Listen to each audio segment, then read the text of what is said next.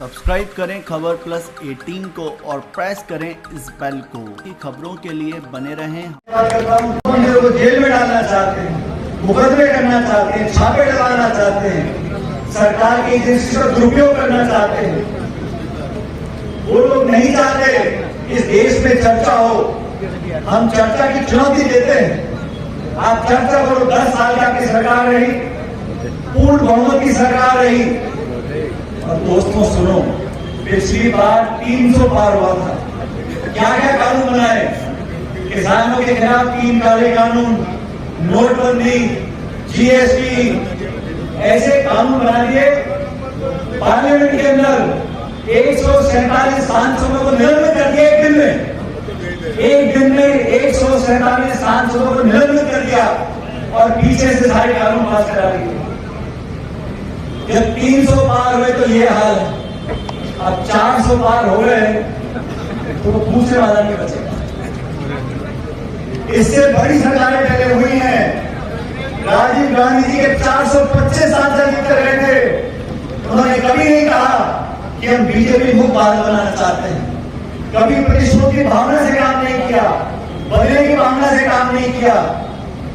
आक्रमण की राजनीति, दबाव की राजनीति, ये देश में कभी परंपरा रही नहीं। अरे गैर कांग्रेस सरकारें भी देश में आई थी, उनको भी जनता ने वोट डाले थे, लेकिन ऐसा वातावरण जो 10 साल में हुआ हमने कभी देखा नहीं। आपके दल के नेता, उनके मंत्रियों के पुत्र किसानों पे गाड़ी से उनको कुचल दे, आप कुछ नहीं करो। आपके दल के सांसद, उन पर आरोप लगे यौन शोषण के, हमारी बच्चियां दिल्ली में धरने लेती रही महीनों तक, उनका कुछ नहीं हो। किसान आत्महत्या करें, आप पे कोई झूठ नहीं रहेगी। आप जानबूझकर लोगों के देश में जो जमहूरियत है, इस देश में बोलने की, कहने की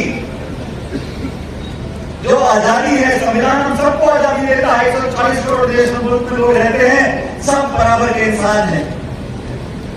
मणिपुर में जो घटना हो रही है, हमारी यात्रा मणिपुर में क्यों शुरू करेगी? वहां पे भी भारत के नागरिक रहते हैं। उनका शोषण हो, हत्या हो, बलात्कार हो, हिंसा हो, उनके को पूछने वाला नहीं है, क्योंकि इस राज्य में सिर्फ 1 या 2 लोकसभा सीटें हैं। ऐसा वातावरण बना है देश में। इसलिए आपसे आग्रह कर रहा हूं, अपने भविष्य के लिए, नौजवानों के लिए, किसानों के लिए गंभीरता से सोचना पड़ेगा। अपने वोट का सदुपयोग करना पड़ेगा। हर जगह जाके इस बात को बोलते हैं। बीजेपी जीत कर गई, 2014 में बीजेपी जीत कर गई।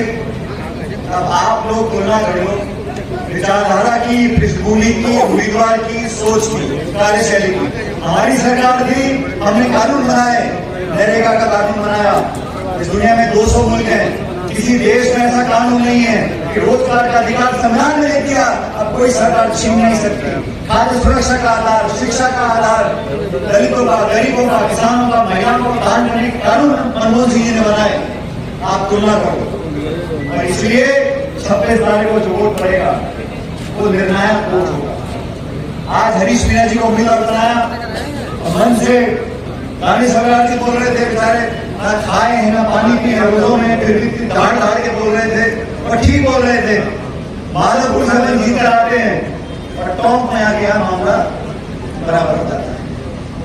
तो आप सबकी जिम्मेदारी है। ये चुनाव हरीश मीणा जी का चुनाव नहीं है। पूरा हिंदुस्तान देख रहा है कि राजस्थान में क्या होगा, और पूरा राजस्थान देख रहा है कि टॉप माधवपुर में क्या होगा। Please subscribe Khabar Plus 18 for latest news and updates.